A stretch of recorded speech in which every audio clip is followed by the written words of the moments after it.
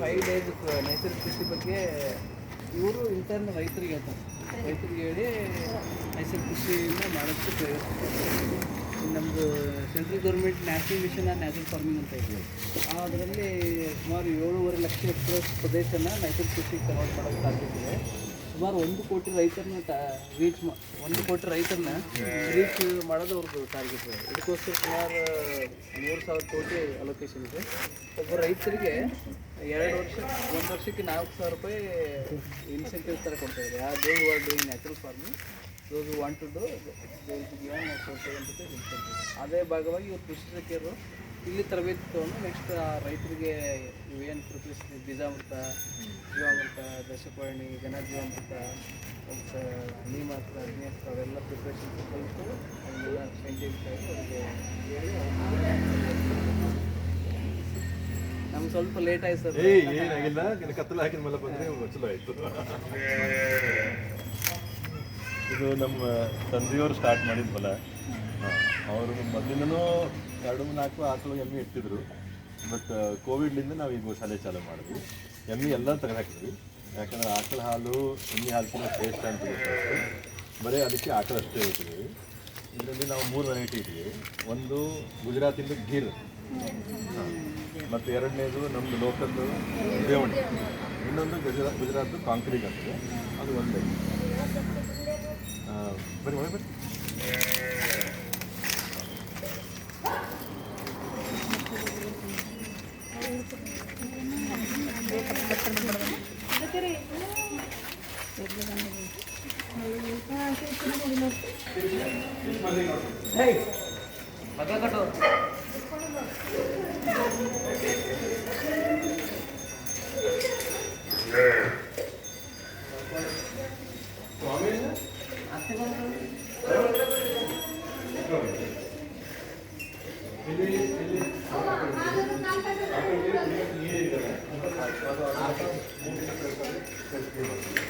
ಯಾಕಂದರೆ ಅದು ಬಾಯಕ್ಕೆ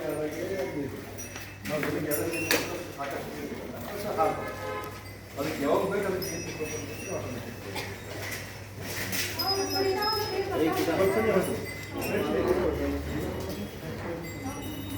ಮತ್ತು ಸ್ಟ್ಯಾಂಡ್ ಬಗ್ಗೆ ಅವ್ನಿಗೆ ಕೊಡಿಸ್ತೀವಲ್ಲ, ಅವಾಗ ಒಂದು ಆಕಳಿಂದ ರೋಗ ಇನ್ನೊಂದು ಆಕಳಿಗೆ ಬರೋಕ್ಕಾಗ್ತದೆ. ಅದು ಆಗಲ್ಲ. ಇಲ್ಲ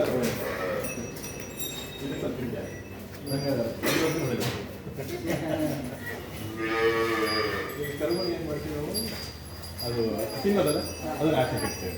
ಇದಕ್ಕೆ ಕಾಣಬಾರ್ದು ಅಂತ ಇದೇನು ಇದಕ್ಕೆ ದೊಡ್ಡ ಕೊಂಬು ಕಾಣ್ತದಲ್ಲ, ಇದಕ್ಕೆ ಕಾಂಕ್ರೀಟ್. ಇದು ಸಣ್ಣ ಕೊಂಬು ಬಿಟ್ಟರೆ ಇದು ದೇವಣಿ. ಇದನ್ನು ದೇವಣಿ. ಈಗ ಕಿವಿಗಳು 2 ಕಾಲ ಟಚ್ ಆದರೆ ಅದು ಗಿರ್. ಹಾಂ, ಅದು ಗಿರಿಂದು ಕೊಂಬು ಸ್ವಲ್ಪ ನಿಮ್ಮ ಸೈಡಿಗೆ.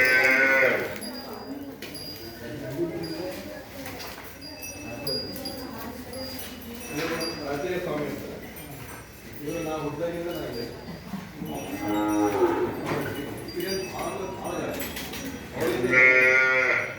ಏನೇ ಪ್ರಶ್ನೆ ಅವರಿಗೆ ಅವರು ಮೂಲತಃ ಬಿಜಾಪುರದವರು, ಮತ್ತು ಬೀದರ್ದವರು. ಅದು ಭೀ ನಮ್ಮ ಕಡೆ ಅಂತ ಜಿಂದಗಿ.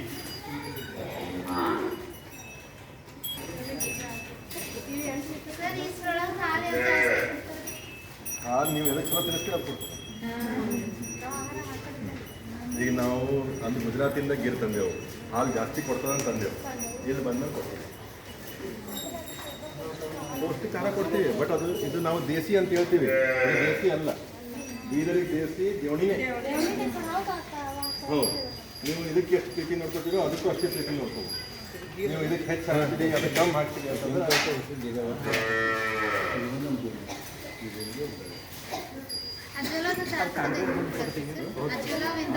ಅವ್ರ ಜೊತೆ ಈಗ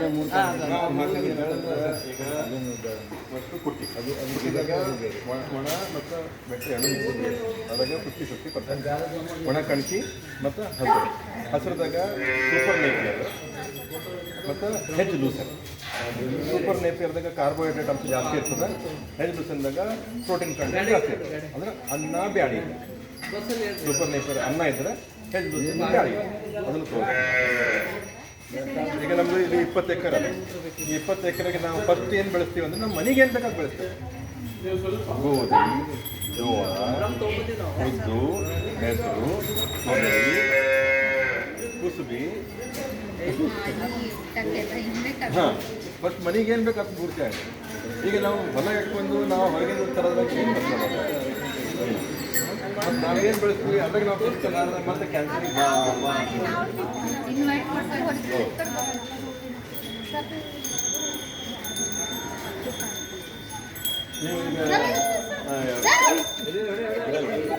ನಂದಿಸ್ತದೆ. ಮತ್ತು ಚೆನ್ನಾಗಿ ಅದ್ರದ್ದು ಅದ್ರ ತಾಯಿಗೆ ನಾವು ಮಾರಾಕಿದ್ದ ಅದಕ್ಕೆ. ಸರ್ ಏನಿದೆ ಸರ್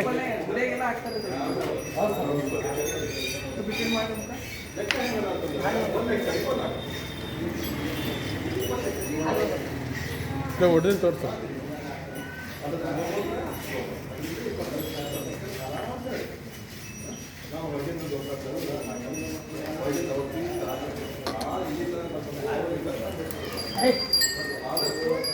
ಇದು ಗಿರ್ರ ಇದು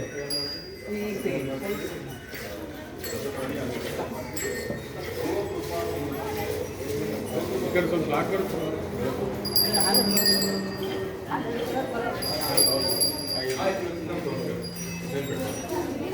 ನೀವು ಮುಂದೆ ಮಾಡ್ತೀವಿ.